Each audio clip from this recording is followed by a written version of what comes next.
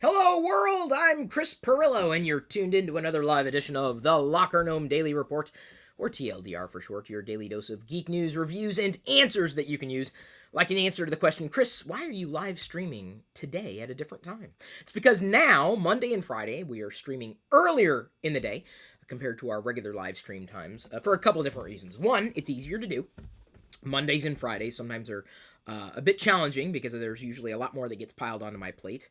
And that way, we're also able to better address people all around the world if you decide to watch our live streams. You want to tune into the live streams? It's really easy. We usually do the 4 of them every weekday. All you got to do is just sign up and become one of the Supernomies, aka my patrons, starting at just $2 a month. Just $2. $2 a month. That's it. And you get access to live streams and bonuses. And now we're doing them early in the day, later in the day, so we should be able to accommodate pretty much everybody, everywhere, anytime. Thank you for your support. Whether you're one of my super nomies or just one of my nomies, I do love you. I'll probably say that again at the end of the broadcast. You may be listening to this in the podcast, and at this stage, it really is a simulcast podcast, TLDR. I had considered doing a separate kind of audio podcast, but no one really gave me any direction on what they would want me to talk about. So I just figured, well, we'll just simulcast TLDR and go with that.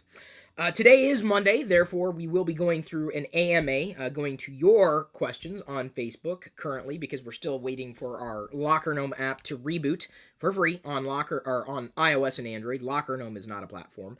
Still waiting for the company to get back to me. They seem to have fallen completely off the radar. I keep reaching out, and they're just not getting back to me. So, I don't know what's going on. I'm stymied, and I'm stuck. And this is the problem when you have to rely on partnerships. Anyway, enough depressing news. Let me go ahead and tell you that I've posted my Jamstik review. It's a guitar. I don't know if you've seen it. We'll link it for you in the description. It's a guitar that connects to your iPad and allows you to make music, create music, and learn how to play the guitar. And it doesn't even look like a guitar. But I loved that thing. Loved. Because I'll pick it up again when Jedi's starting to explore sounds.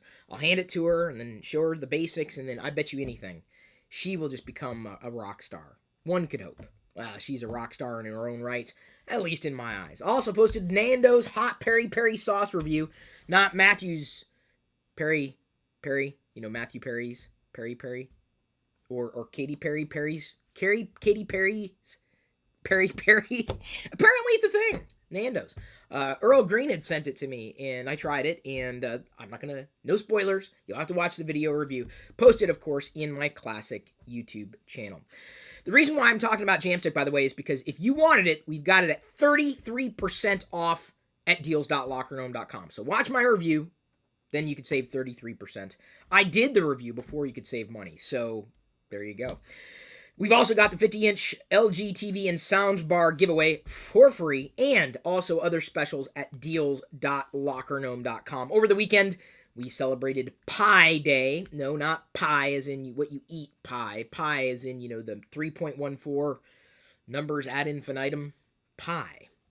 And I saw for the first time in my life, Pi demonstrated in animated GIF format, which probably would have helped me understand it a lot better when I was younger. I made fun of it.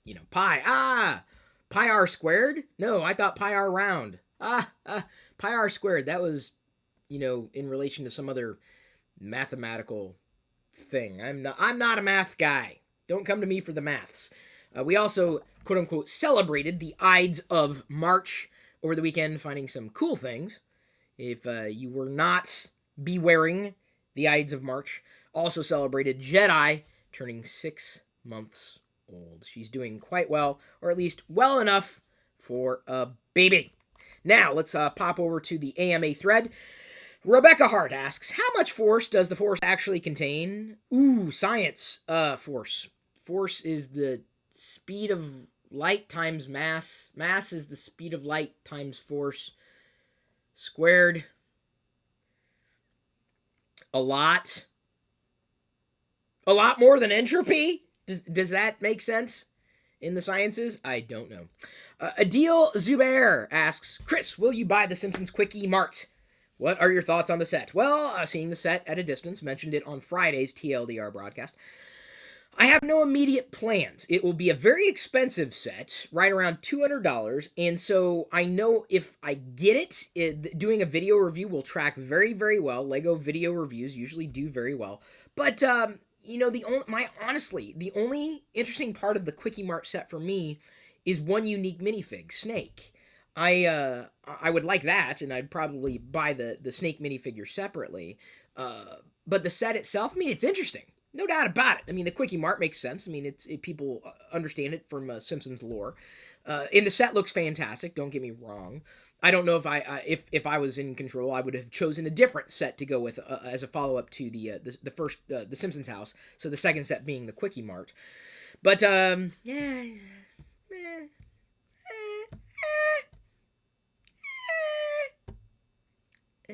I don't know.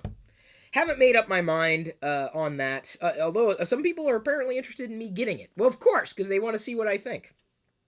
But it's a lot of money to spend on a set that I really, I'm not sure if I want. Sabura Mathur asks, what if there were no Star Wars? That's, you hold your tongue, you bite your tongue, or shh. What if?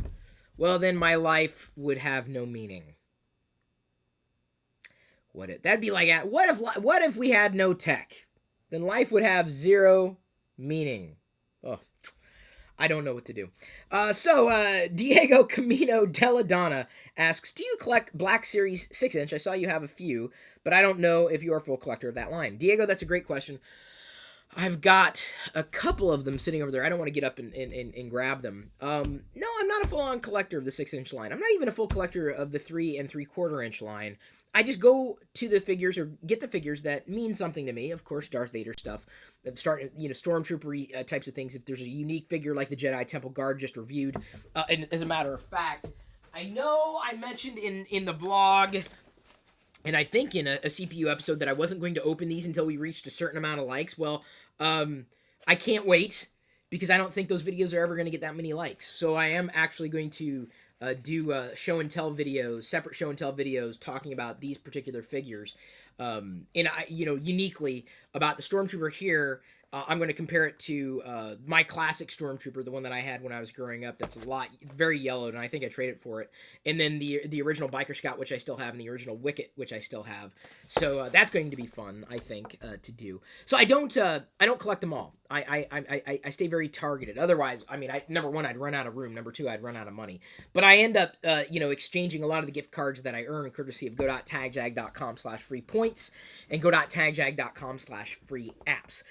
6-inch figures, very, very targeted. I have purchased ones that I otherwise wouldn't have purchased. I would like to be able to get them on a more regular clip. I'm just not willing to spend $20 on a figure that I feel kind of okay about. So, yes? Hey, baby. Oh, you're getting another bath? Oh, had another accident. Or was it a purpose? We'll see. So apparently my daughter's getting a bath. There you go. That's news today. Andrew Casabom asks, if Jedi, appropriate there, had been turned over to the sports ball dark side with Jopa, or by Jopa, would you discourage it or find common ground to try to enjoy it with her? I wouldn't discourage it. I mean, why would you do that? That's not right. I mean, if she's fascinated with, I even thought about that over the weekend. Like, we live in Seattle. The great outdoor activities, like hiking, even skiing during the winter months, as long as we have enough snow. I don't know if I'd necessarily say, hey, you should do that. Oh, you do that, do this. I don't know if I'm necessarily going to encourage the sports ball thing. But, if she's fascinated by it, certainly I would encourage it. Would I find middle ground? I don't know if there's, much middle ground to be had necessarily. It's not something that interests me in general, but if she's interested in it, then I would find that to be a common ground. That's enough of a common ground for me. To be able to find some amount of interest in her involvement. So I'd be interested in her involvement. That's not going to make me, I don't think it's going to make me. I don't think. I retain the right to change my mind, but I don't think that's going to turn me into a sports ball fan if she decides that she appreciates it. Then she might. There's no doubt in my mind. She might actually appreciate it. And can I hope she doesn't? Well, that sounds kind of mean. Like, I hope she doesn't. I joke about it. Kind of like I joke about corn, even though I don't like corn. We all need arch nemesises. Nemesis? We all need arch nemesis. So, I picked sports ball and corn. Those are my arch nemesis. But I would be there as much as I could be there to support her and her interests and passions as much as I possibly could. But of course, we'll be hoping that she finds her path and the Jedi path, and is the best that she can be in the things that she's most interested in. Omar Castellanos asks, did Darth Vader bully Luke Skywalker? If yes, do you applaud him? If you don't applaud him, why do you like him? Saludos. And honestly, if you guys don't like these questions, if you don't like the way this is going, you have a chance to change it. Like, you ask me questions, I'll answer them. This is what we do. At least twice a week. 2 times a week. Did Darth Vader bully Luke Skywalker? I don't know if I'd say bully. He certainly, this kind of falls back, in a roundabout way to Andrew's question. Like, imagine if Jedi did want to pursue sports ball, and I was like, no, turn away from that path. Join me, and we can rule the galaxy as daughter and father. It'll be great without any kind of balls being thrown around for sports stuff. Maybe a game of sabacc. Can be cards, maybe. I don't know if I'd say bully, but, I think Darth Vader, of course, in Empire, was trying to turn Luke to the dark side. Because it was easier for Vader to do that, and it was selfish for Vader to do that. But, again, that falls back on the way I responded to Andrew's question. I wouldn't be so selfish as to believe that Jedi's likes would be my likes, or my likes would be Jedi's likes. Her likes are going to be her likes. And as much as I may not like the things that she likes, that does not mean that, we are suddenly just diametrically opposed. It just means we have different interests. That's the nature of the beast. We're all different people. We all have different wants, needs, and desires, things that make us happy. So I would say that, I don't know, bullying would be the right word. I think Vader had selfish motivations and imposed his will upon Luke, but that's very much the dark side in general. But ultimately was redeemed at the end of a Jedi by severing his connection with Palpatine. And ultimately saying, yeah, okay, Luke, you're right. That wasn't the right thing to do. So ultimately, Luke prevailed, and it kind of had to beat him up to get there. It's kind of what you have to do with a bully, but I don't know if bully would be the right word I'd use. I don't know if I've got a word for that. It's an outstanding question though. Jackson Domino asks, have you ever tried the app Workflow, and if you have you liked it? And if not, you make sure to try it out. And as a kid, did you ever watch Tom and Jerry? Jackson, tell you what, has that CPU episode, it hasn't been published yet. When is that going up? We recorded that. I did a CPU episode on that. Workflow, the app. So stay tuned for my take on Workflow, the app. It's funny that you would ask that. When is that coming out? Soon. All the Supernomies got to watch it live behind the scenes, and of course would get a preview when it's ready, and it assumedly would be ready. John, I think, has been up to date on all of his processing tasks, but you certainly can see the behind the scenes as one of the Supernomies. If not, you could wait until it's published for everybody. The Tom and Jerry series, yes. In fact, I think last time I talked about that might have been during the Surface RT review that I did. There was a Windows app, specifically, not just Surface RT, but Windows 8 in the App Store, that would allow you to more easily watch Tom and Jerry cartoons. Yes, I grew up on Tom and Jerry cartoons, maybe a few of the comics, mostly the cartoons during noon hour and after school. I like Tom and Jerry. Tom and Jerry, one of my favorites. One of my favorite Tom and Jerry episodes was when Tom went to hell and was trying to get into heaven. That was one of my favorites. I don't know why. I remember watching that in school, too. It's really weird. Yeah, Tom and Jerry, classics. Ken Pescatore asks, do you ever go back and watch the clip of you cracking up on Tech TV? Rarely, if ever. If only because I'm reminded of it, not daily, but weekly. Someone says, hey, do you remember the time? I remember the time. Clearly, I was standing there. So, no, I don't go back and watch it over and over again. Tyler, imagine that. Imagine if you had, 2 minutes of your life that you watched over and over and over again. Eventually, it'd kind of get old. Funny, but, life kind of evolves. It moves on. So I've moved on so far beyond that. Well, let me put it this way. I'm still around. That network is not. Tyler Stephen Thomas Sahadi asks, if you were given the choice to go back to a show like Tech TV, would you take it? I answered this question recently. And I think in answering the question, I always seem to say this. I'm asked this question on a near daily basis. It doesn't wear on me, but what I need to explain over and over and over again is I would love to redo what Tech TV is. I would love to do it. I built it as a part of the Patreon campaign. If I find enough supporters here, enough supernomies at just $2 a month, I could effectively, start to build the team to reboot what Tech TV was. I can't do that right now. I can't. It takes resources and people and skills that I do not have. I would love to do it though. I would love to do it. Love to do it. Love to do it. Would love to do it. Love to do it. Would love to do it. I keep getting asked this question.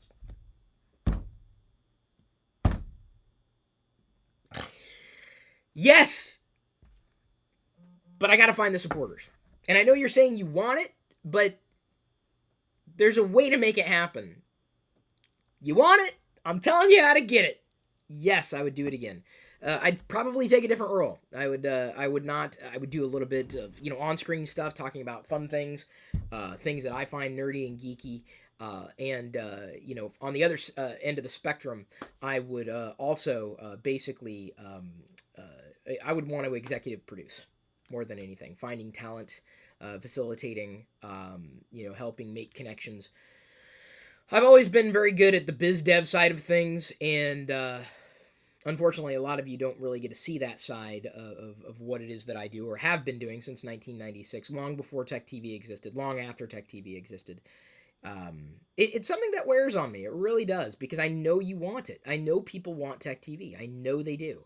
Although I don't know if I'd want to call it Tech TV, because I think, the way Nerdist approached it was the right way of doing it, because there's that nerd culture. Nerdist, I think, is doing a great job with it. I think it would be, something like, Nerd TV or, Geek TV or, Tech something, or Tech would be a part of something like, but I don't know what it would be, but it would be basically a reboot of Tech TV, and to bring back the shows that were, people loved, not just the shows, but the personalities. Something like a Screensaver, something like a Call for Help, something like a,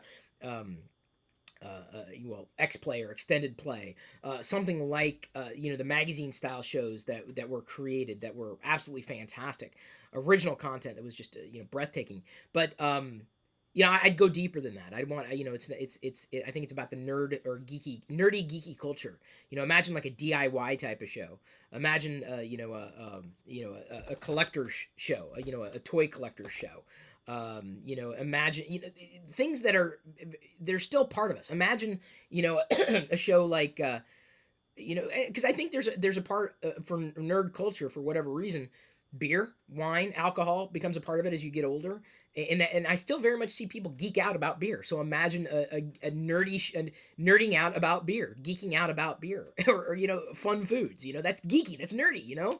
So how does that fit under the umbrella? Because tech is just it's a mouse fart in terms of the overall scope of what I consider my culture. So I'd want to create the network, as tech as a part of it, but not necessarily the whole thing. So I would never call it the same thing, if only because I don't own the copyright, A. B, because I think there's a broader audience that it would appeal to, not just the people who identify as geek or nerd, who are being very, very well served in the market. So you'd have to figure out, well, how are you going to do it differently? How would you approach it differently? And a lot of that stems from the content, but tech wouldn't be the focus. I would do a call for help type of show again, absolutely. I still kind of do it with the AMAs every week, so I'm kind of already doing it thanks in large part to the supernomies who do say that they want this content. For you to say that you want Tech TV, that's great, but how far are you willing to go to reboot a network like that? How far are you willing to go to see something like that happen? You have to ask yourself that. And a lot of geeks or nerds like, no, they'll plop down $1,000 on a video card, but I don't know if I really want to support the content that I say I want to watch. Thread Lamont asks, do you think it's possible for someone to completely go from working full-time to being self-employed? It's possible. Is it easy? Hell no. Do you think someone working full-time would be able to find the time to set up their own business with their free time? Or should they quit their job and first and focus 100% on the potential business? I would say no. You want to build into it. You got to make sure you've got that the net below you. If I had to do this again, it'd be very, very difficult, given the time and the scope. I talked about this actually in the vlog that'll be published in a couple days. I've seen a few people who were bloggers, very well known in community circles, have high stature in terms of respect. And they've had to quit their independent pursuits and go back to working for somebody else because what they're doing independently is no longer paying the bills because the industry's changed around them. Big waves hit the publishing industry, specifically tech publishing, when GigaOM went out of business. Out of business. Gone. Gone. Erased.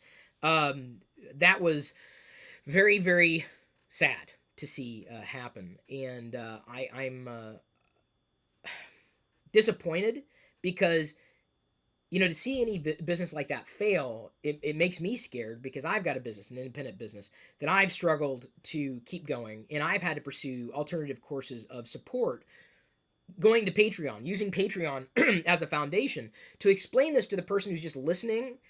You may not understand. You may say, oh, well, don't you make enough money from ads? It doesn't work that way. Or on an increasing basis, it doesn't work that way. I've got to find alternative ways of making things happen.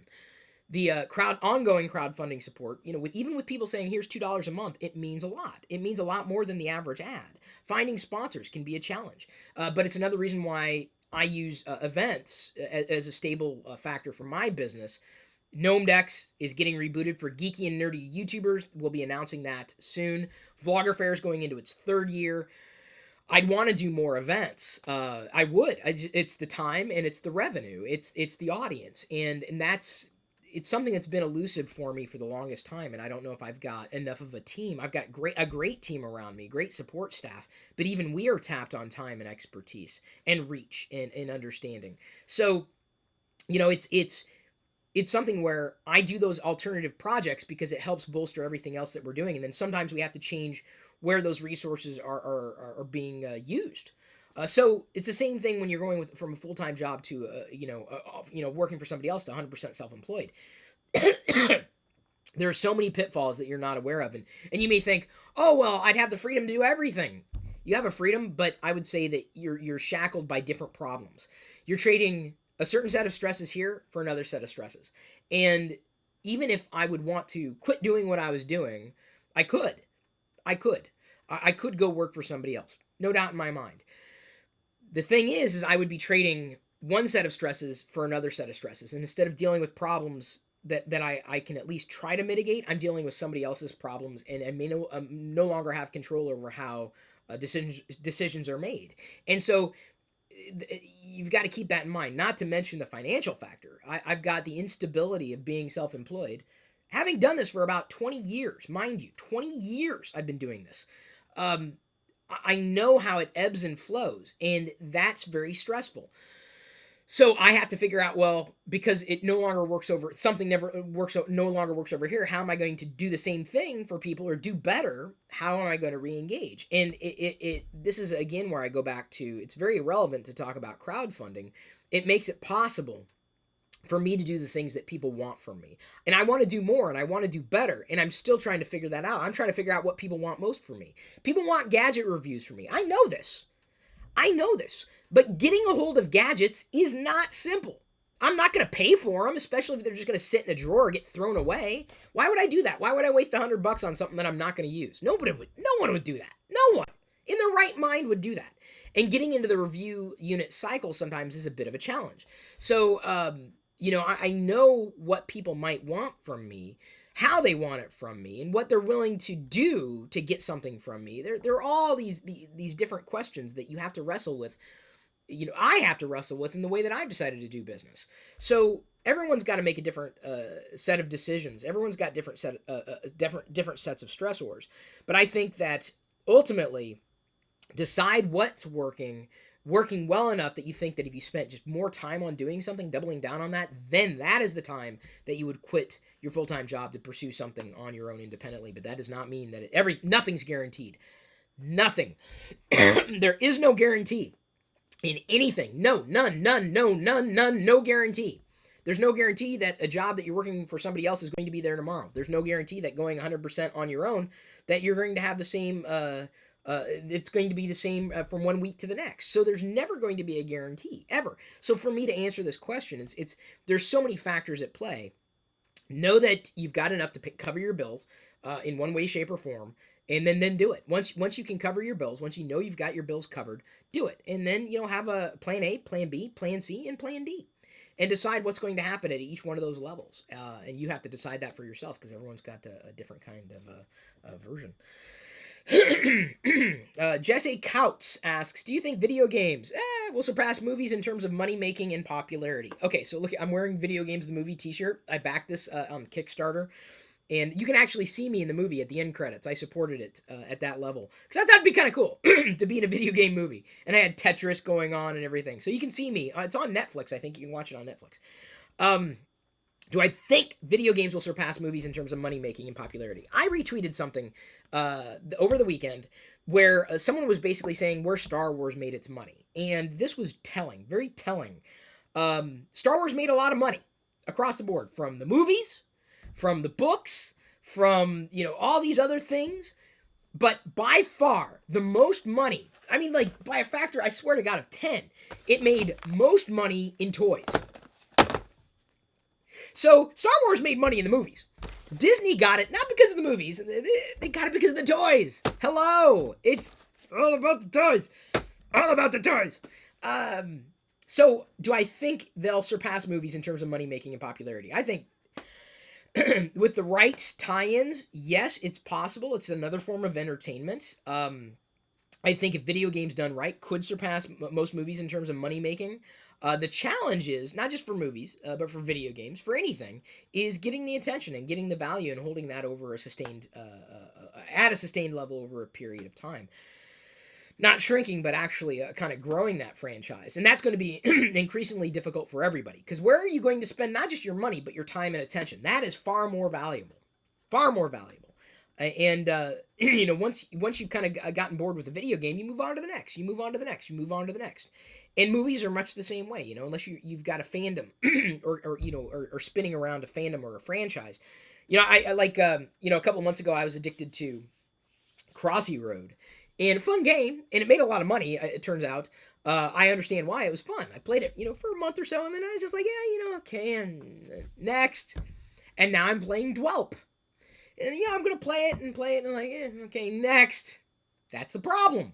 So, I think video games could make more money, but for a video game to make more money, it's got to be tied into a franchise or be so explosively more awesome than anything else out there that it has a chance to, not just build initially, that initial impact, but also, over time grow. And that's difficult for anything to do, whether it's a movie or a video game. And with as many choices that are in the marketplace, I think it's going to be increasingly difficult for video games to surpass movies in terms of money making and quote unquote popularity. Popularity is relative. What's popular for you is not necessarily popular for someone else. I don't care how popular a movie is. If I don't like it, I don't like it. I don't care how popular it is. I don't care how popular a kid is in high school. If I don't like him, I don't like him. I don't care how popular a YouTuber is. If I don't care for the content, I don't care. But that doesn't make him any less popular. Since when did the quality of something, the value of something, since when did your liking of something, since when was that contingent on everybody else liking it too? Since when was the value of this video or this piece of content contingent on how many people saw it? Since when? That's the biggest problem I think content faces today. Video games, content, movie, content, YouTube video, content. The biggest challenge for anybody who's creating something that they find valuable and that other people find valuable, unfortunately, right now we're in this chasm where there's so much of it. There's a glut of content. We can't pay attention to it all. We have to pick and choose. And the problem, like specifically with ad revenue or sales revenue, is something's only determined as successful based on how many people saw it. Well, to me, something's successful if it gave me something that I was expecting in return. So if I watch a video and I think it's amazing, this is awesome. It was successful. I like it. It's successful. It's in my eyes successful. But unfortunately, in the marketplace, the success of something is only determined by the success in the marketplace. So I liked Howard the Duck, the movie. Very, very campy, cult classic now. A lot of people didn't. Loved it. I loved that movie.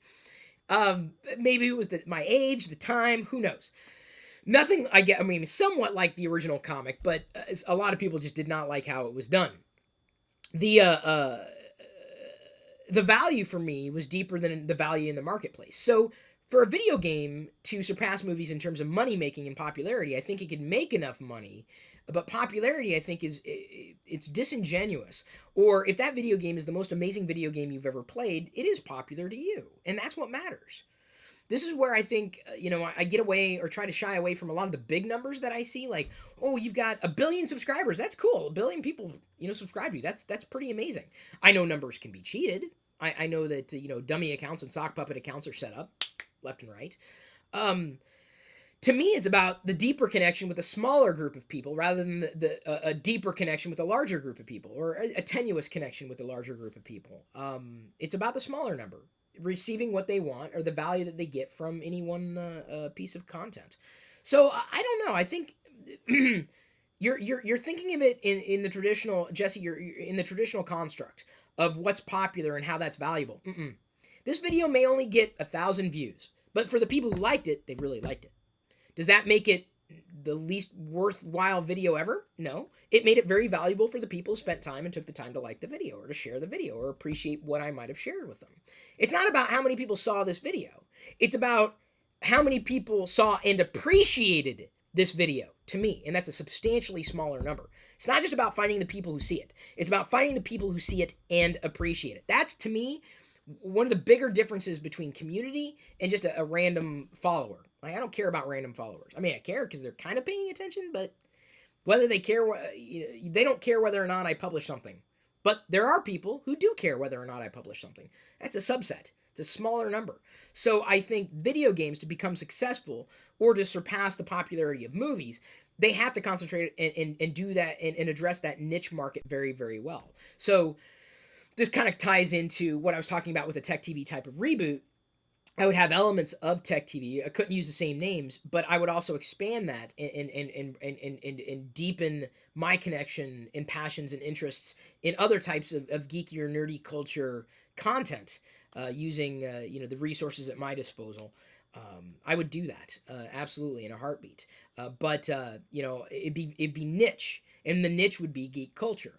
And then within that niche, you've got tech, and the chances are someone who's interested in this might also be interested in that. That's the approach I'm taking with Gnome Decks as well, bringing together geeky and nerdy YouTubers. Notice I didn't say just tech YouTubers. Yes, that's going to be a component of it. But there are geeky, nerdy YouTubers who I think are outstanding. Black Nerd, Andre, he's done an amazing job at engaging geeky, nerdy, pop, nostalgic culture and done a very good job on it on YouTube. One of the people I look up to, and he's done it for a number of years. And he's true to himself, and I love that about what Andre does. But most people in the tech community may not know him, even though the things Andre talks about would possibly be fascinating to the people who only just have a very myopic view of what geek or nerd is. They're missing out on a greater part of geek culture. Sorry, that was a very long-winded answer there. We've got a few other questions that I may have to stack because I know I'm running out of time. I went over time, actually. So I'm going to look through the rest of the questions and possibly address them in deep dive Q&As because I realize I did some of them do deserve some attention. Apart from Charlie, Mystic Eye, Cameron asking, color your hair Diana's favorite color? Question mark. That's not really a question. Or Nexus 9 or iPad Air. I cannot possibly begin to answer the question. I really think that Janto Race is trolling me in a very lighthearted way because this person posts things at times that kind of make me go, are they gunning for a block? I don't really know what's going on with that. I'm not saying Nexus 9 versus iPad Air is a trollish question. It's just a very impossible question to answer. And you know why I'd say that if you've been paying attention over any period of time. Don't want to go into it right now. I may go into it, actually, as a Q&A, though. Will you give me that, Janto? Race? Could I do that? Would that be fair? Although, you must note, I not had any experience with the Nexus 9 at all. Did not want to spend my money on it. Did not get offered a review unit. Did not want. Do not have. Just want to make that clear. That does not mean it's not better than the iPad Air, though. Okay, I'll get sucked in and never stop if I don't stop myself. I got to roll into the Patreon Hangout now. Right now, you're more than welcome to join us. Starting at just $2 a month, that's when your bonuses kick in. Thank you for your support. Thank you, all my Nomies. Thank you, all my super Nomies, a.k.a. the patrons. I do love you. I do appreciate you. But at this point, I'm going to leave you to your own devices.